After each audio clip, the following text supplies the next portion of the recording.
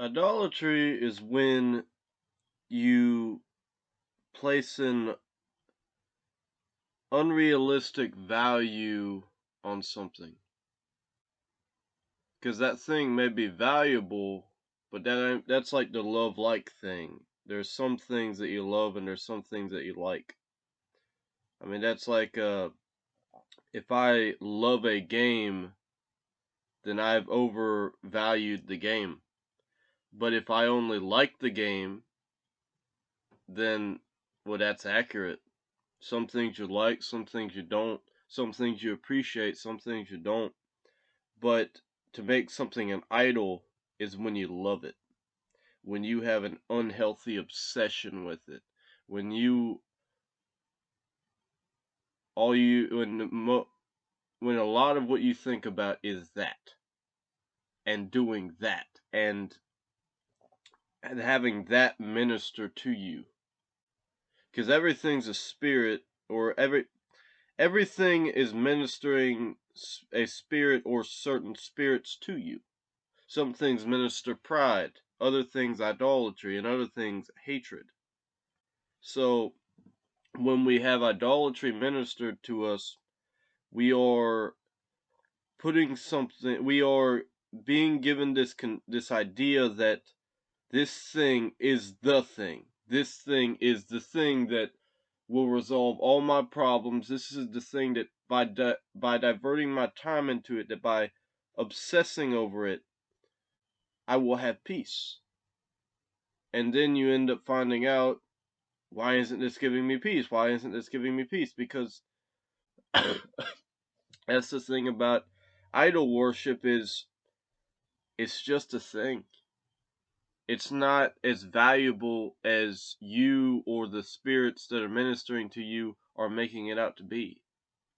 It's just a thing. It's just, I mean, that's like, I may like Scooby-Doo, the movies, the concept of a five, uh, of a group of five, a dog and two women, two men, or, teens, either way, going and solving mysteries. I may like that concept, and it has the spirit of joy ministering to me and that sort of thing. And I don't love Scooby-Doo. I don't love the series. I like it. If I loved it, I would be placing too high a value on it, and then it wouldn't meet my expectations, because I'd be making it out to be God. I mean, you want to know the only place that you can place that high standard on is God. God is love. God is light. Therefore, He's the only one that you can put the spotlight on like that, because He's the only one who can handle it. He's the only one who can meet those expectations. If you're going to put faith in something or someone, it should be the God of Israel. Because if it's not the God of Israel, then you've overestimated that thing. Like Israel putting their faith in Balaam and different things like that, and then it's always led to their demise. It always led to some sort of desolation, some sort of withdrawal of the one that's actually worth dedicating the time and admiration to. I appreciate the Fallout series. I like it, but I don't love it. If I place too high a standard on something, then it ruins the experience.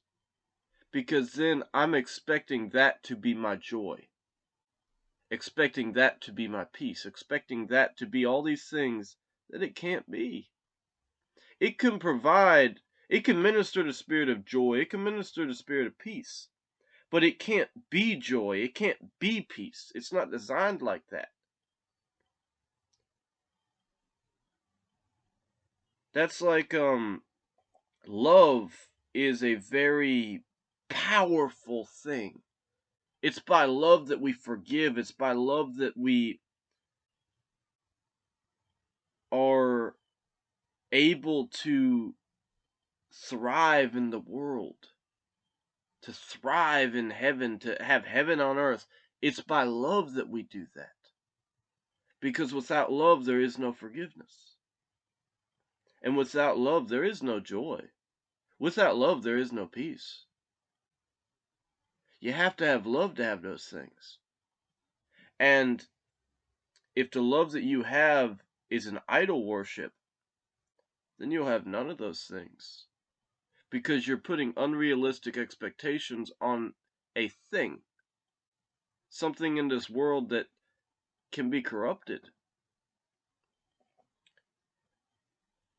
I mean, that's like with the whole pride thing. When you put yourself as the idol, you can't meet that expectation.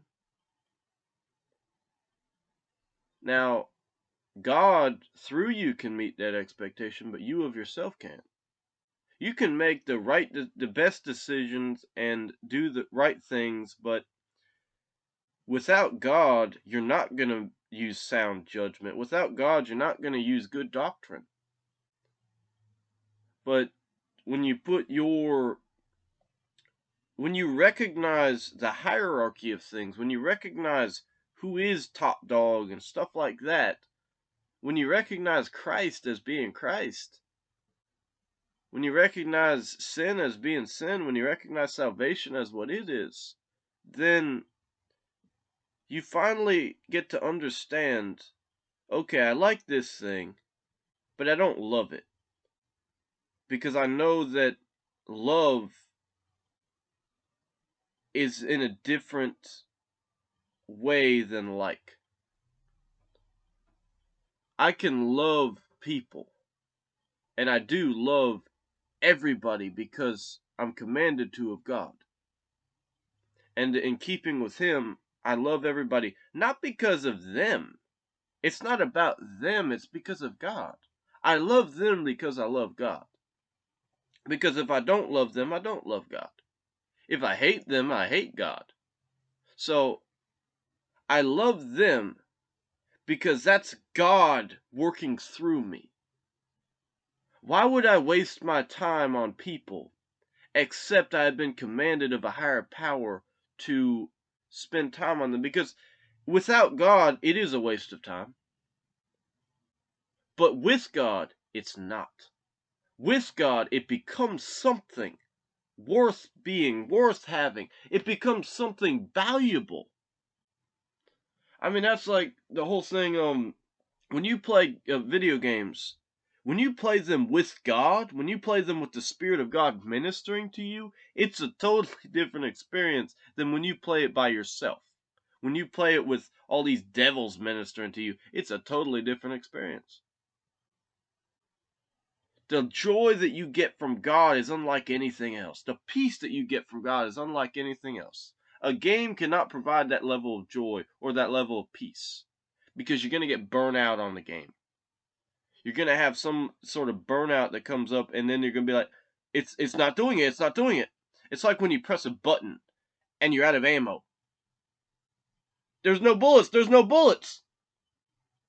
But with God, you don't need max ammo, you already have unlimited. With God, you have admin on, you have console commands, you have all these things established that make it to where you're not running out of ammo. Nothing can hurt you because you have God as your shield. You have the faith that you have toward God is your shield. And the commands of your mouth are your sword.